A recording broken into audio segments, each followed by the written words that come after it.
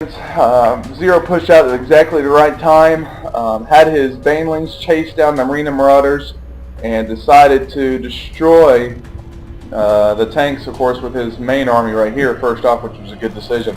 And that's what I was talking about, positioning and timing attacks with Zerg players. It's up to them to catch those tanks off guard, catch those tanks out of position, and it'll work too well for you. Now there is a Nidus network going down somewhere, or maybe I'm just lying. It looks like he might just be pulling it right back out.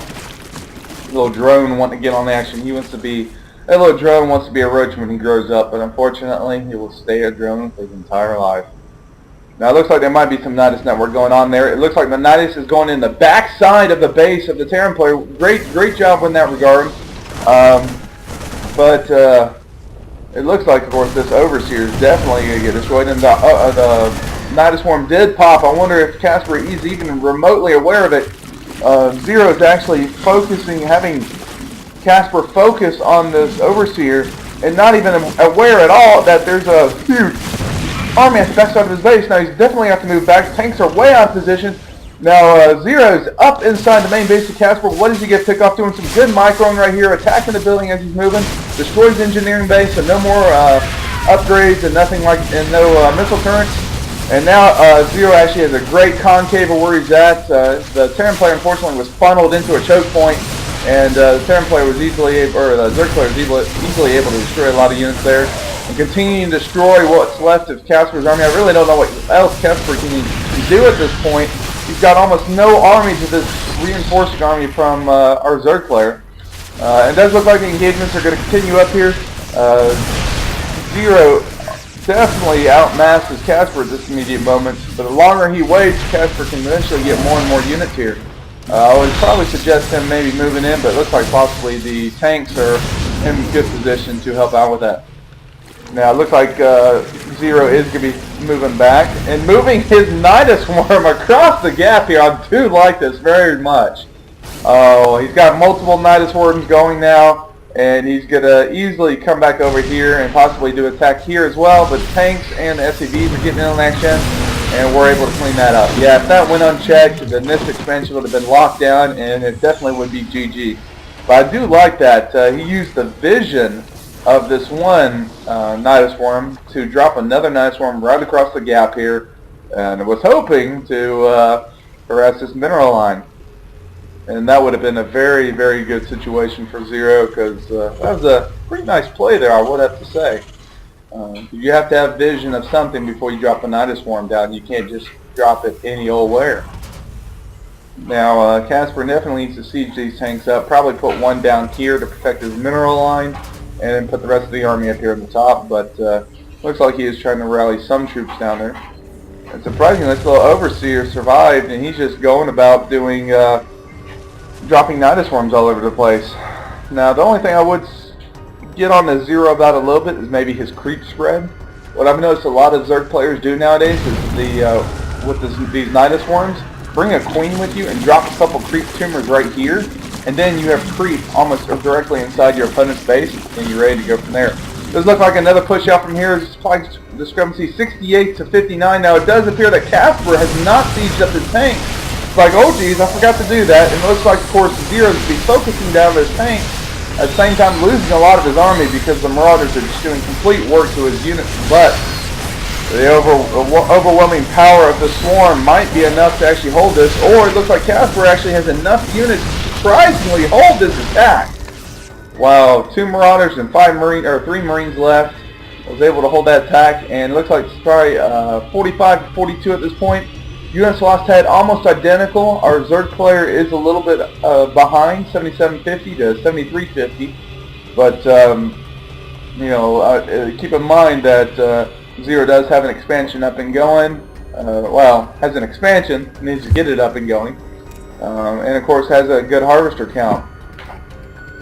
Partially due to, looks like the Marines finally figured out where that Nidus Swarm is and went down and destroyed it. Now it does appear Casper is slightly ahead. Oh, he dropped some Mutalisks, so unfortunately he threw those Mutalisks away for the most part, dropping them right on top of the Marines. The Marines are so cost effective against Mutalisks, and Zero definitely needs to get his Mutalisks away, possibly go harass the mineral line. definitely does not want to engage this directly. That would not work too well for him. He's going to try and pick off possibly a couple of Marines right here, but it looks like he definitely needs to go for the workers more than anything.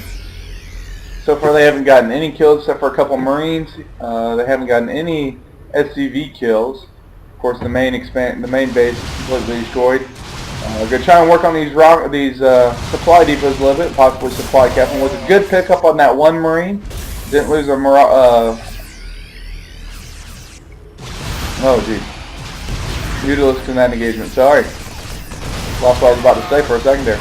Now, unfortunately for Casper, he's got all these Marines rallied 1v1, so that the Mutalisks are easily destroying them. Does end up losing one Mutalisk there.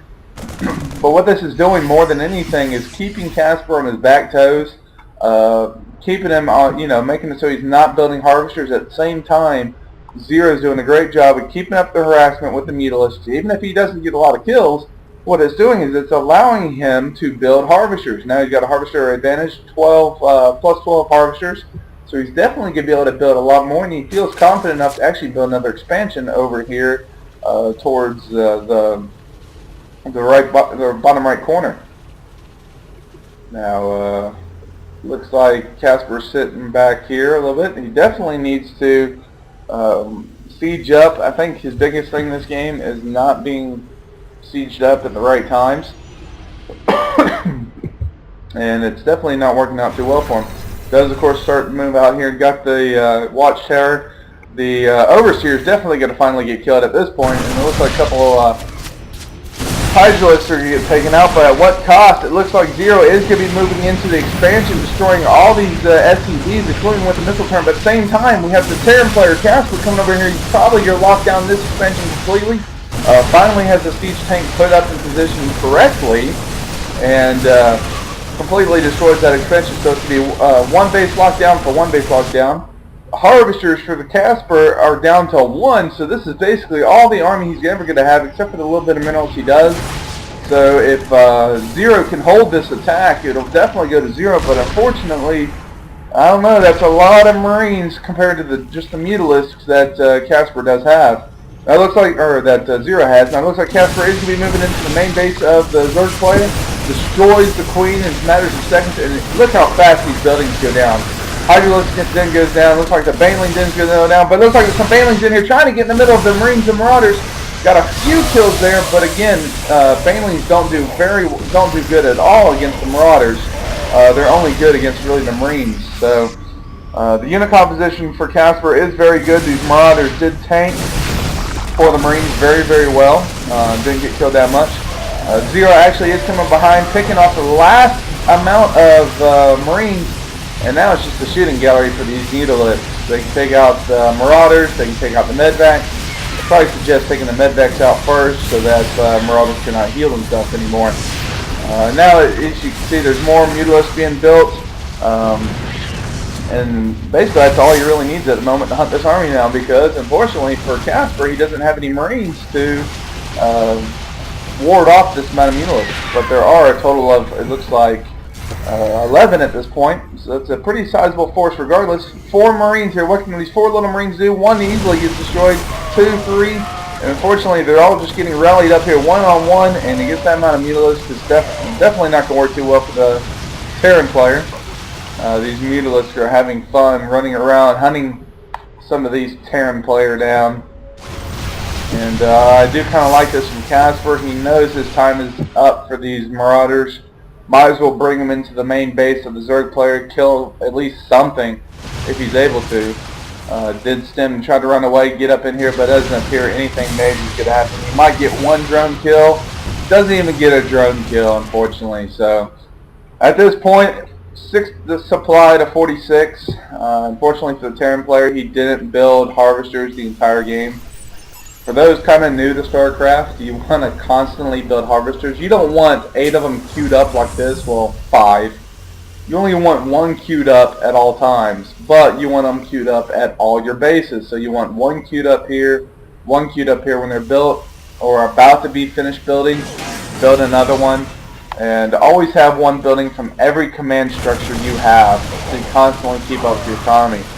As you can see now, it's basically just a shooting gallery for Zero. He's able to clean up that expansion completely, and as you can see, Casper does end up leaving the game. A little bad manners, no good game. It was a decent game there. Zero kept up the pressure at all times, which is vital for Zerg against Terran, because if you let the Terrans sit back the whole time, they will mass a lot of force, get their upgrades, and easily destroy a Zerg player. But kudos to Zero for a constant harassment. I loved his Nidus network play. He tried to get in the back base here, do some harassment, was able to take out Engineering Bay and the command center of the Terran player, the main command center.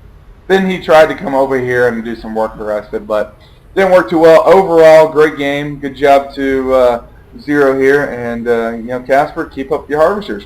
Hope you guys enjoyed, and look forward to the next one.